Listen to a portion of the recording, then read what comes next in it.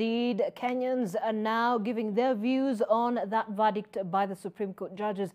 Let's cross over live to Eldoret, where my colleague Lois Wangwe is also there, just to get sentiments from wananchi over there. Lois?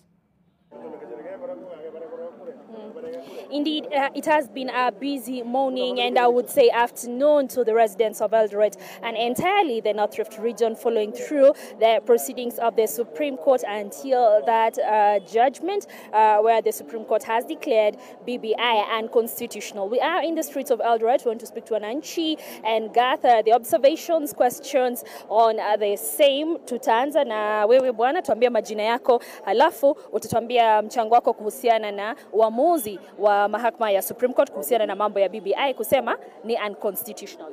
Tutakushikia utaangalia pale. Basi kwa majina mimi naitwa Sese Arab Director kutoka sehemu za Siwa Machine. Eza sauti? Kwa majina mimi naitwa Sese Arab Director kutoka sehemu za Siwa Machine. Nashukuru Mwenyezi Mungu kwanza kwa sababu siku ya leo mimi niko na furaha kwa sababu tumeona mambo ya BBI leo imeangushwa. Sasa mimi nashukuru Mwenyezi Mungu kwa sababu hiyo kitu ndio tulikuwa tunatekea sana, tulikuwa tumemfuatilia sana kwa sababu tuko na shida katika sehemu za Kenya. Ya pili kitu yenye nilikuwa naomba Mwenyezi Mungu, hii nchi ya Kenya mimi nashukuru Supreme Court kuanzia High Court mpaka Supreme Court. Asante. Kwa sababu ametuangushia hii kitu kwa sababu tuko na shida mingi sana. Asante, tupate mwingine. Aha, majina yako mzee na mchango wako. Bas, kwa majina naitwa Francis Rono, Chief Critic. Mimi nashukuru sana hii department ya sheria. Nashukuru sana kwa sababu sheria ni moja. Tumeamini ya kwamba hapa Kenya sheria inafanya kazi. Na mimi nashukuru Martha Koome pamoja na wanasheria wote wale wa Supreme Court. Tumeona ile kutoka Court of Appeal, mpaka Supreme Court wamefanya kazi mzuri na tunaamini ya kwamba sheria hapa Kenya kweli inafanya kazi. Tumeamini kabisa. Asante, tupate majina yako, mchango wako kuhusu BBI kuwa declared unconstitutional na mahakama ya juu. Mimi ninaitwa Ben Kibet, mimi ni kati ya viongozi na vijana. Yangu ni kupongeza yale ambayo imefanyika siku ya leo. Tumeona kwamba tuko na imani na Supreme Court. Na hali ya maisha sasa imekuwa ngumu na tukiendelea kuongea mambo ya BBI na kuna hali ya maisha kama sukari, kama maziwa, maisha imekuwa ngumu. Hata kuna watu kwa Northeastern ambao wanalala njaa na watu saa hii tunataka tufunge chapter ya BBI na tuangalie mambo ya hali ya kawaida na hali ya mwananchi. Asante, tupate mzee. Bas, kwa majina naitwa Simeon Mitai, Silver Line area, Eldoret. Napongeza sana Supreme Court. Supreme Court wamefanya kitu ya maana kwa kufuata sheria ya kutoka ya 2010. In fact, katika 2010 inaongea juu ya kuchunga sheria na kuangalia sheria inaenda vile inakuwa. Kwa hivyo Martha Koome, tick. Asante mama. Tusimame hapa, pengine utupe maoni yako. BBI imesemekana ni unconstitutional. Wewe kama mkazi wa Eldoret una yapi ya kusema? Number one, kwanza BBI it was meant to breach issues ambazo zilikuwa katika nchi, lakini katika mwanzo wote tumeona kwamba hiyo BBI haikufanya vile tulikuwa inafuata. Ya pili, tunataka kushukuru kwa sababu the power should rest with the people. Any popular initiative should be originating from the people, not individuals. Na kwa sababu imefanywa hivyo, tunafurahi wana Kenya kwamba tuko na mamlaka ya kuanza mambo yetu kama raia.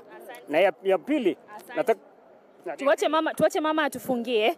Haya, mam, karibu, tupe majina yako alafu tuelezee maoni yako. Asante. Kwa majina naitwa Emily Korir, gogo ya 120 years.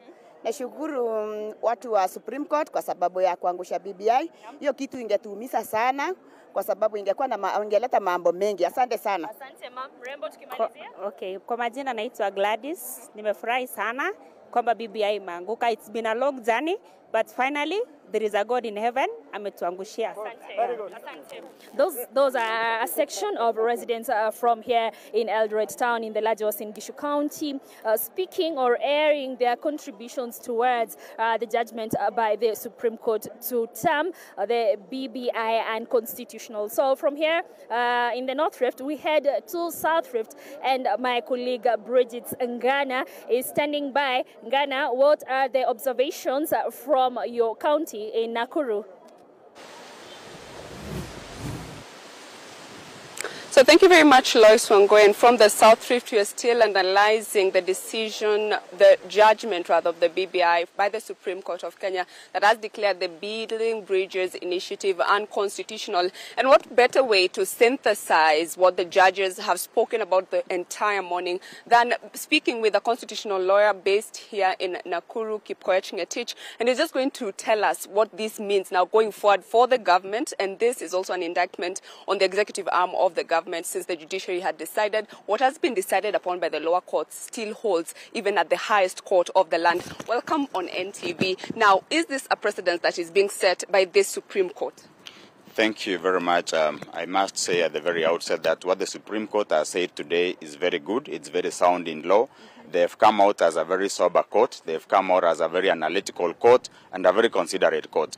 Of course, we have those people who've suffered out of this judgment. The Office of the Attorney General has been indicted. And I think if I was the Attorney General of this country, I would be submitting my resignation letter this evening. It's also very important to note that this is a judgment that has embarrassed the Office of the President, because the President has taken it to be a personal initiative to keep pushing, initiating, talking, discussing even in national functions, the Building Bridges Initiative and the fact that the judiciary made a mistake at the High Court and the Court of Appeal. This is a very good precedent into the future. You've mentioned that the Attorney General is an indictment in his office. Do you mean that A.G. Kihara has been misadvising the executive all this time regarding this issue? Precisely. We've had a very clear analysis from the High Court. The Court of Appeal has spoken to this issue, and they've been very clear that the President cannot by any stretch of imagination be an initiator of a popular initiative in the Constitution by any stretch of imagination. But you've seen the President continuing to pursue and to talk very strongly about amendment of the Constitution, which in my view means that the President was misadvised, and there is no better person to misadvise the President than the Attorney General, whose role under Article 156 of the Constitution is to advise the President and the government. Okay, so in 2017, after the Supreme Court once again did a turnover with the general election, then the President, or the executive rather, said they will revisit. Are we seeing the judiciary fighting back and trying to take its position as an independent body of the Kenyan government? Thank you very much. I must say that there is nothing to suggest by any stretch of imagination that the judiciary is trying to fight back, because when you see the High Court, when you look at the judgment from the Court of Appeal and listening today to the 7 judgments from the Supreme Court, it is very clear to me that even though the court do not agree on several issues, for example, the High Court found out that the President could be sued, same as the Court of Appeal. The Supreme Court has said you cannot sue the President in person when he's in office. The Supreme Court has also said the basic structure doctrine is not applicable to the Constitution and cannot be found anywhere in our Constitution. The Court of Appeal and the High Court said the basic structure doctrine is foundable within our Constitution. That is to say, therefore, that the judges in the High Court, Court of Appeal and Supreme Court do not agree 100%. But what they agree on 100% is that the President cannot be a person to initiate a popular initiative. Yes. So I do not think the judiciary is revisiting. What the judiciary is trying to do is to give the best interpretation to the Constitution and to also to protect the Constitution that they swore to protect and defend. Maybe as we wind up, one of the things that came up during this whole process and the court process regarding the BBI was judicial activism. The judiciary rather is one arm of our government. We still have the executive. Do you see in the Constitution the possibility that this matter will now be pushed through the legislative arm of this government? For the executive, rather. Thank you very much. I think the judiciary in this country has done very much to breathe life into the Constitution, but I must also agree with some Kenyans who say that some of our judicial officers engage in judicial activism, and I think the way to deal with this is probably through legislation. The way to deal with this issue is through peer review. The way to deal with these issues in meetings of collegiate members of the judiciary. There is no silver bullet to deal with judicial activism. I think we can only have measured and restrained judges through discussions, through peer review, and maybe through legislation in some aspects where you can see very clearly that the court is trying to legislate when it is not supposed to be legislating.